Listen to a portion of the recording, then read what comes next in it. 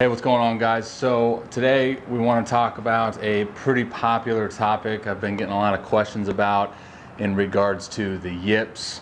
Um, First and foremost, I don't identify them as yips because I think the worst thing that you can do as a pitcher, I guess even as just a baseball player, is you start identifying in that, and then you just get sunken down into a rabbit hole of endless exploration and deep in your thoughts. And as athletes, I think we know how brutal our thoughts can be sometimes, especially when things aren't going well. So I just want to touch on a few key points today. I don't want to dive too far into it, just because I think sometimes the more that we do dive into it and the more that we do explore the concept in our head, the worse that it could be. So I just want to leave you guys with a few pieces of encouragement and some things that worked for me. So for you guys who do not know about my path, I got released in 2014 when I was with Pittsburgh, and there were games right before I got released where I would go out there and it might as well have been me trying to pitch and execute pitches with my left hand. I was so mentally and just physically poop. There was a lot of different mechanical garbage that we were trying to do and accomplish, and I was trying to be 19 different people, and I didn't know who I was. I didn't know all this stuff, and obviously the pressure of being a baseball player and wanting to do good so bad, and the harder you try, the deeper and deeper you sink into that quicksand. Trust me, I know, I've been there.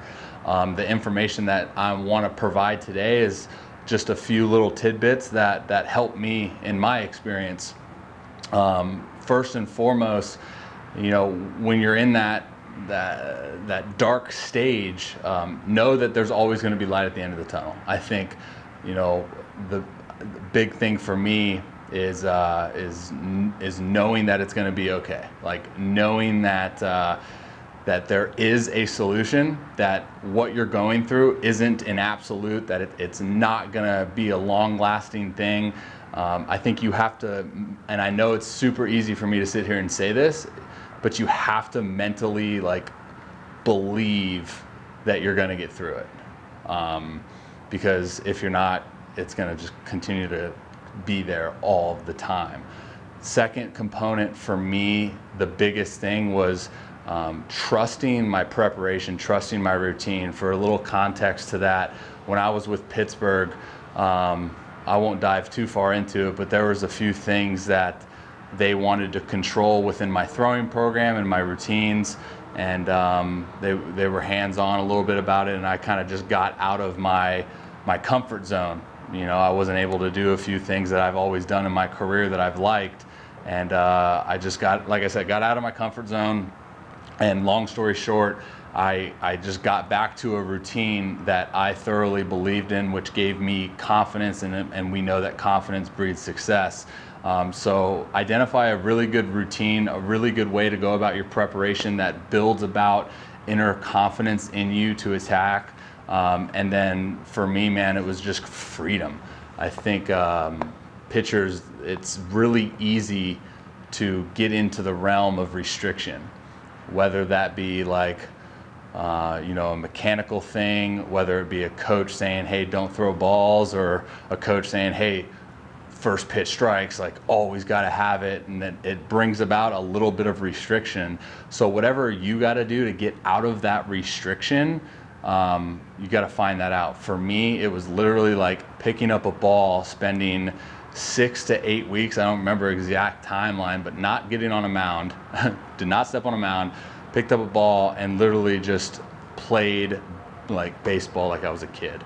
That was an off season going into 15. When I had just gotten released, I had a little bit of time to explore, and literally just I took ground balls, I took pop-ups in the outfield, and I played pepper. There's just so many things that I got back to that created all of this freedom within me and what I was trying to do. And I talk a lot about on my channels, the athleticism part of it. And that was ever so true for me in my development back into a top tier pitcher, was finding that athleticism within myself again. And for me, athleticism trumps everything. I could sit here, and I do this anyways, but I could sit here and talk about mechanics and talk about efficient movement patterns and positioning of optimal positioning of the body and stuff and all this, and that's great. But at the end of the day, if you don't have like athleticism as a pitcher, you're just going to be fighting an uphill battle. So for me, like I said, I was living in restriction, and I was getting a little bit too mechanical, and through that time, I got, all my athleticism was essentially taken away. Because you got to think, like, in high school when I was a third round draft pick, like, I was playing basketball, I was still being an athlete, I was still hitting. These are all these things that you don't do when you turn pro as a pitcher only, and those were just taken away from me.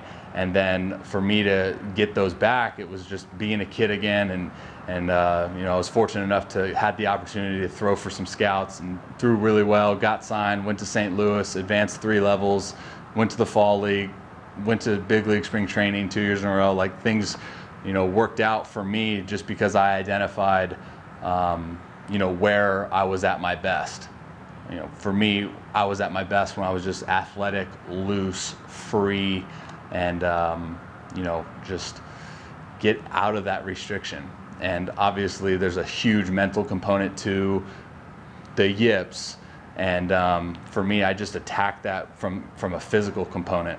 Whereas, like, just making sure that I physically was feeling really good, and when I touched a ball that I was feeling really good, because I think that promoted my mental state to be a lot more positive than when I would go out there and it felt like I was throwing left-handed because I wasn't feeling good physically, because I didn't know what I was trying to do. That we were in a transition period from, like, 3/4 slot, overhand, overhead.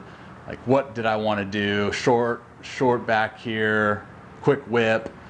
There's a lot of things that were going on, and I just lost myself. And it took me a while, but I did it. There's multiple people that surpassed that. And going into that 2015 year, instead of thinking so much about my mechanics and where I was positioning myself and everything, I would literally just go out there and try to throw 1 mile an hour harder than I did the previous outing. And that kind of was just a fun game that I played with myself. And and instead of all of the internal pressure to focus so heavily on the results, which is easy to do, right? It was more of just like, I'm going to try to throw as hard as I can. And what's funny is that actually promoted really good command, because I was at my most natural athletic state when I was doing that. So I hope that helps, guys. That was just a few quick little things. I always encourage guys, I've had a couple different consultation calls on this subject that have been really, really good, for the individual. So if there's ever a question, a topic that you want to talk to me about, you can head over to my website, therobbyroshow.com, and under services, you'll see consultations. So if you want to book a consultation, I've had consultations ranging from establishing someone's process, like that in between of what does it look like from this point to this point, and how do we go about that. That's been good consultation service for me. And then, like I said, like talking about these mental things that ball players go through, man. Like, we all go through these. Yeah, we can be stubborn and prideful and try to do our best to not admit that we do, but we do.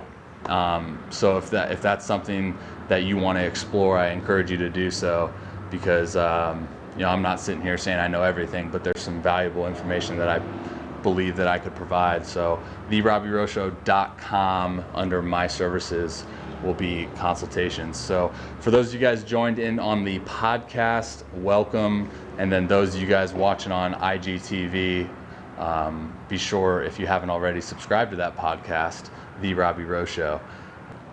I'm out. Love you guys. See ya.